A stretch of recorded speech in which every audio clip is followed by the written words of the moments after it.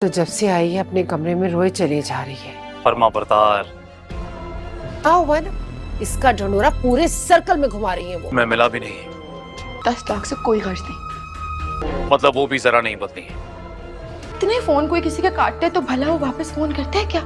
Drama serial हाबिल और काबिल के आने वाले एपिसोड में आप देखेंगे कि कादर जब बहुत ही उदास सा बैठा होगा तो हारिस उसे लेकर आएगा और उसे कहेगा किसी वजह से तो मैंने उस लड़की से शादी नहीं की, अब देखो तुमने शादी करके अपने ही पैरों पर कुल्हाड़ी मार दी, अब ये सारी ज़िंदगी की तकलीफ़ है।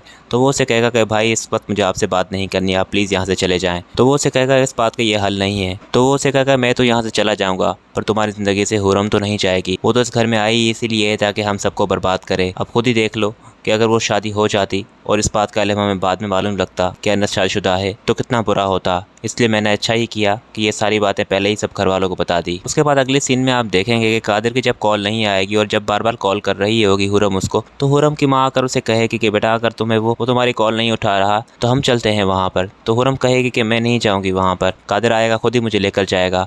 जिस पर दोस्तों वो उसे कहे कितनी बार तुमने कॉल ट्राई की है उसे पर वो तुम्हारी फ़ोन नहीं उठा रहा। उसके अलावा अगले सीन में आप ये भी देखेंगे कि कादिर बहुत ही शर्मिंदा होगा जब वो अमीरा से बात करने जाएगा। वो उसे देखेगा कि अमीरा रो रही है तो वो उसे कहेगा कहीं ना कहीं इसमें मेरी भी गलती है, मैं जानता हूँ कि मैंने भी तुम्हें तकलीफ़ दी है।